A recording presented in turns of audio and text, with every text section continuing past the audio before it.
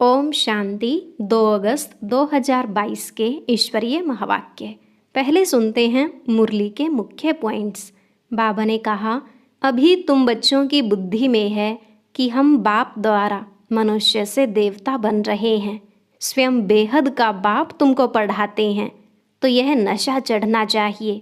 बुद्धि में ज्ञान का सिमरण करते रहो। जैसे स्कूल में बच्चों की बुद्धि में पढ़ाई का सिमरण चलता है ना, तुम भी अगर यह सिमरण करते रहेंगे तो कभी मूंझेंगे नहीं। आगे बाबा ने कहा, माया के साथ तुम्हारी लड़ाई भी जरूर होनी ही है। इतना उच्च पद है तो जरूर कुछ तो मेहनत करेंगे ना। तुम्हें पढ़ना भी है, पवित्र भी बनना है।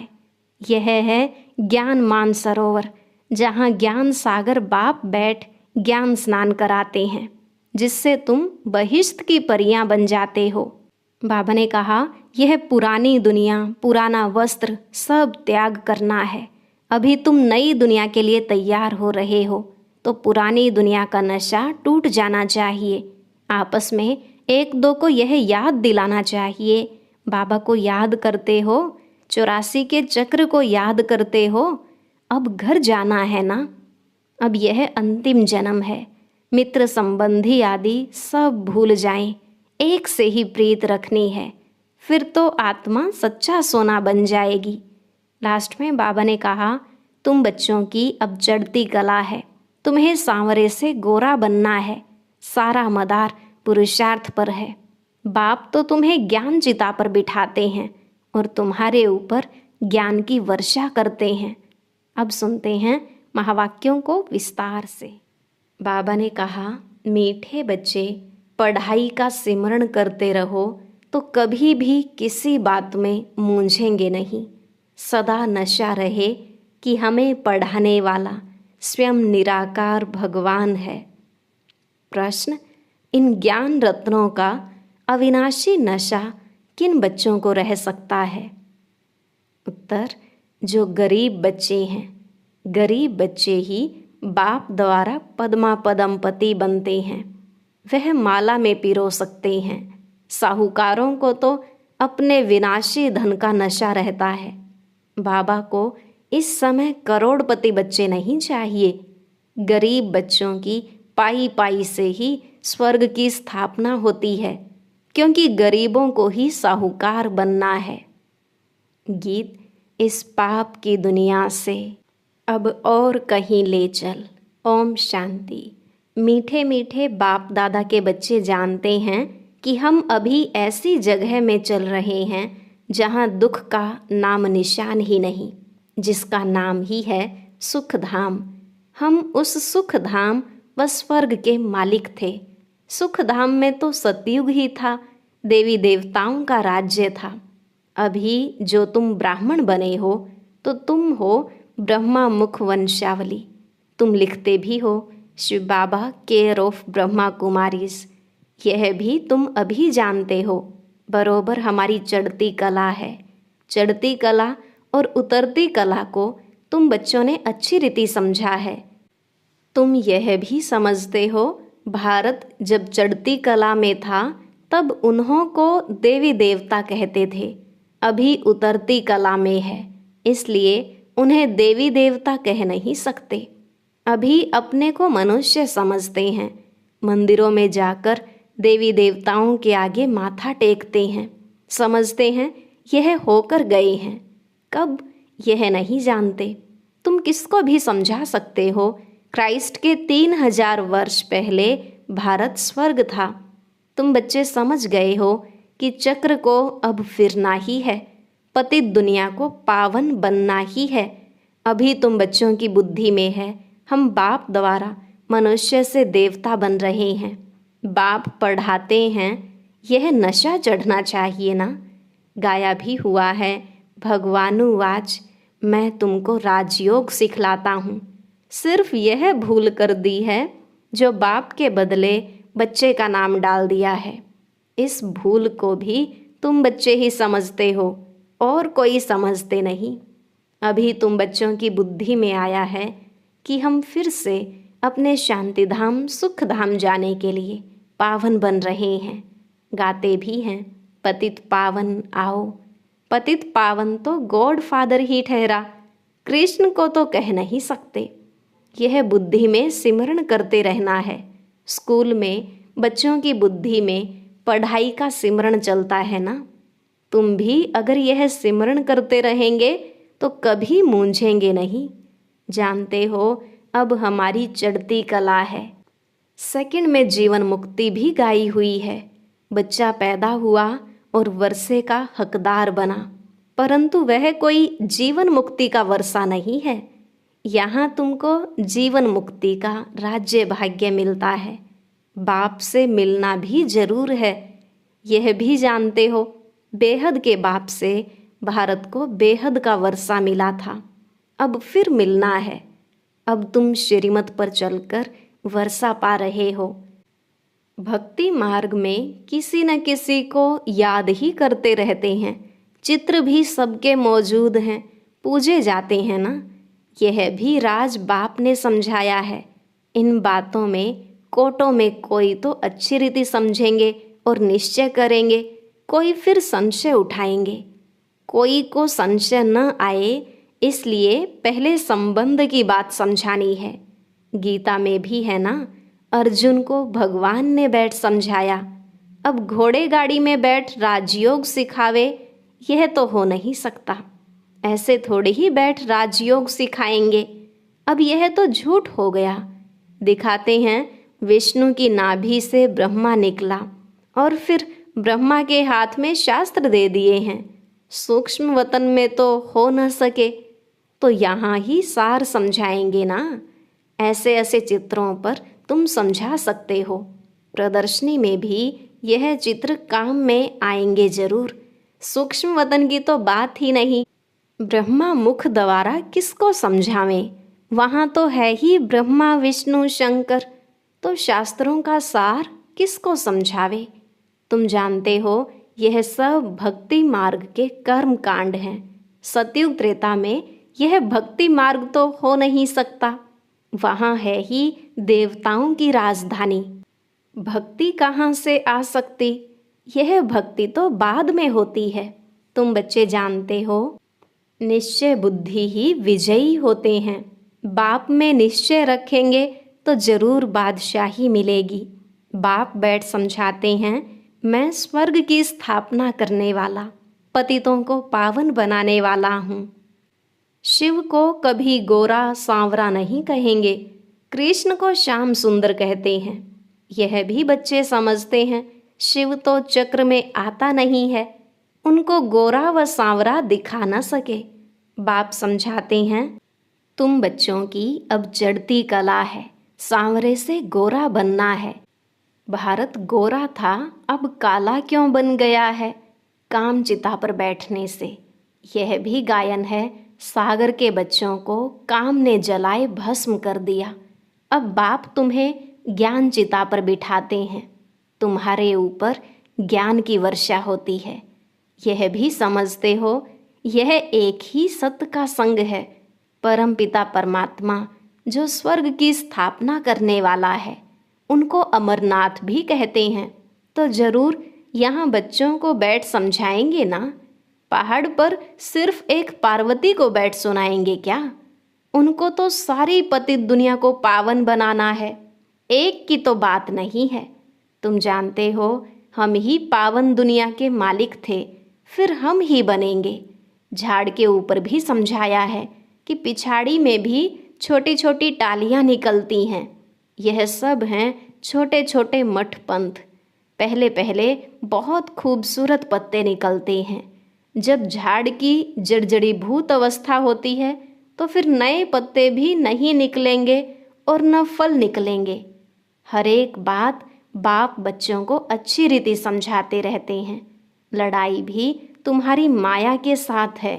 इतना उच्च पद है तो जरूर कुछ मेहनत करेंगे ना। पढ़ना भी है, पवित्र भी बनना है। आधा कल्प रावण राज्य चला है और अब राम राज्य होना है। कहते भी हैं राम राज्य हो, परंतु यह पता नहीं कि कब और कैसे होगा। शास्त्रों में तो यह बातें है नहीं। दिखाते हैं पांडव पहाड़ों पर गल मरे, अच्छा फिर क्या हुआ? प्रलय तो होती नहीं। एक तरफ दिखाते हैं कि बाप राजयोग सिखलाते हैं, कहते हैं तुम भविष्य में राजाओं का राजा बनेंगे, और फिर दिखलाते हैं पांडव खत्म हो गए।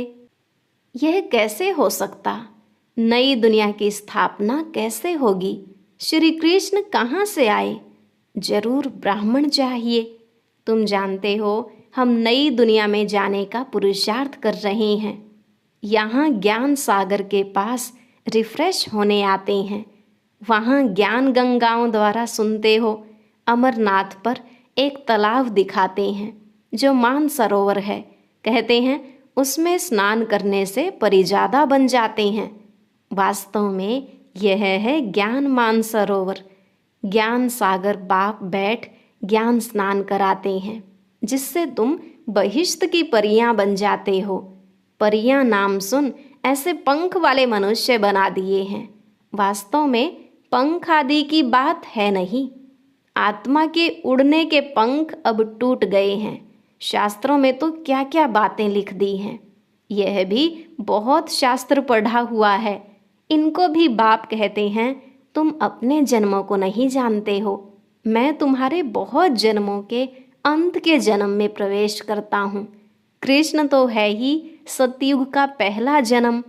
स्वयंवर के बाद फिर लक्ष्मी नारायण बन जाते हैं। तो जो श्री नारायण था वह बहुत जन्मों के अंत में अब साधारण है। फिर जरूर उनके ही तन में आना पड़े। कई कहते हैं भगवान पतित दुनिया में कैसे आएंगे? न समझने के कारण श्री कृष्ण का नाम डाल दिया है जो सबसे पावन है, परंतु श्री कृष्ण को सब भगवान मानेंगे नहीं। भगवान तो है निराकार। उनका नाम शिव मशहूर है। प्रजापिता ब्रह्मा तो यहाँ है।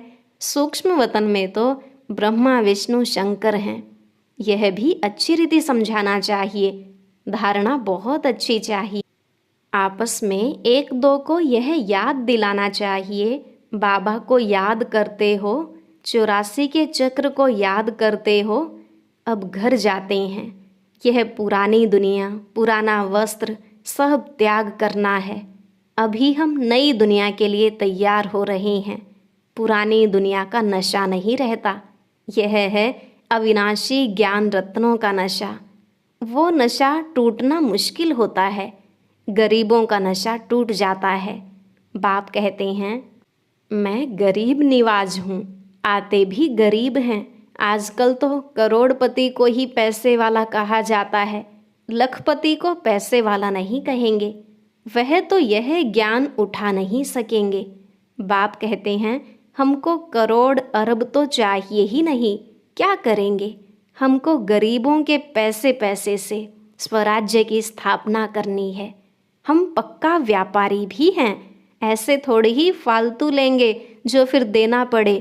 तुम्हारा मट्टा सट्टा है, इसलिए भोलानाथ कहा जाता है। गरीब से गरीब ही माला में पिरोए जाते हैं। सारा मदार पुरुषार्थ पर है। इसमें पैसे की बात नहीं।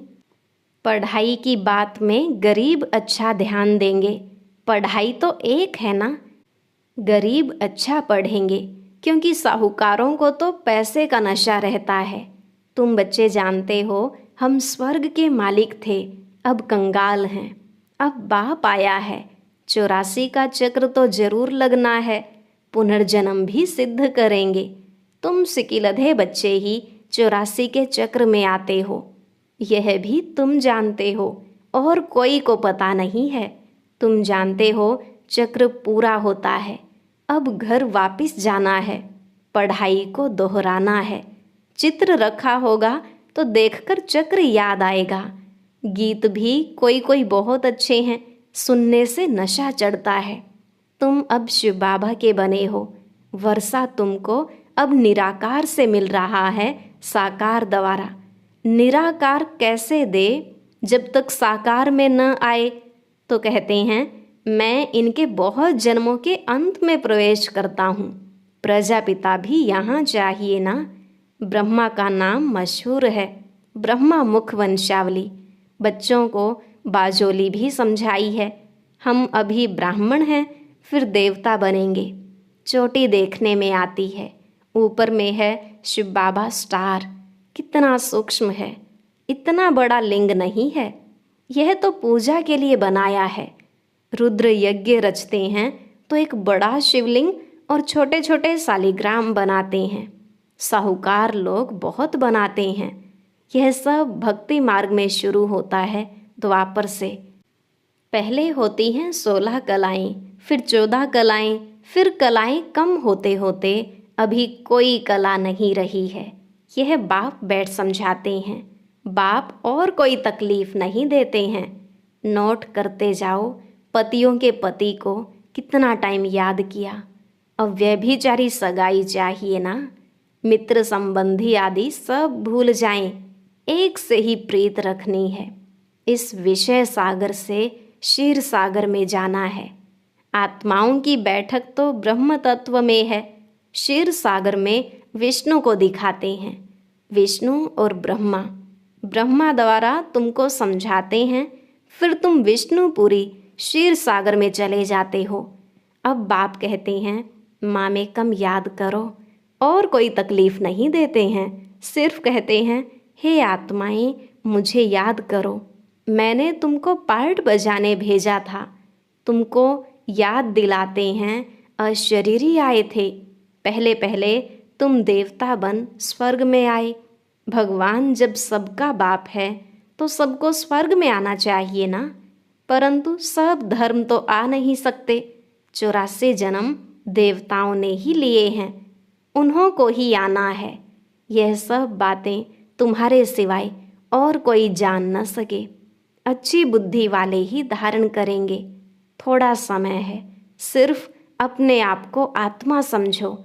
हम एक शरीर छोड़ दूसरा लेता हूँ। 84 जन्म पूरे हुए, अब यह अंतिम जन्म है। आत्मा सच्चा सोना बन जाएगी। सतयुग में सच्चा जेवर थे, अब सब झूठे हैं। अब फिर तुम ज्ञान चिता पर बैठे हो, गोरा बनते हो। श्वासों श्वास याद करेंगे तो वह अवस्था अंत में होगी। अच्छा, मीठे मीठे सिकिलधे बच्चों प्रति माता पिता बाप दादा का याद प्यार और गुड मॉर्निंग। रूहानी बाप की रूहानी बच्चों को नमस्ते। रूहानी बच्चों की रूहानी बाप दादा को नमस्ते नमस्ते, गुड मॉर्निंग। शुक्रिया बाबा, शुक्रिया। धारणा के लिए मुख्य सार। पहला पॉइंट, क्षीर सागर में जाने के लिए एक बाप से ही सच्ची प्रीत रखनी है। एक की ही अव्यभिचारी याद में रहना है और सबको एक बाप की याद दिलानी है। दूसरा, विनाशी धन का नशा नहीं रखना है। ज्ञान धन के नशे में स्थायी रहना है। पढ़ाई से उच्च पद पाना है। आज का वरदान, बाप की मदद द्वारा उमंग उत्साह और अथकपन का अनुभव करने वाले कर्म योगी भव। बाप की मदद द्वारा उमंग उत्साह और अथकपन का अनुभव करने वाले कर्म योगी भव। बाबा ने कहा, कर्म योगी बच्चों को कर्म में बाप का साथ होने के कारण एक्स्ट्रा मदद मिलती है। कोई भी काम भल कितना भी मुश्किल हो, लेकिन बाप की मदद उमंग उत्साह, हिम्मत और अथकपन की शक्ति देने वाली है।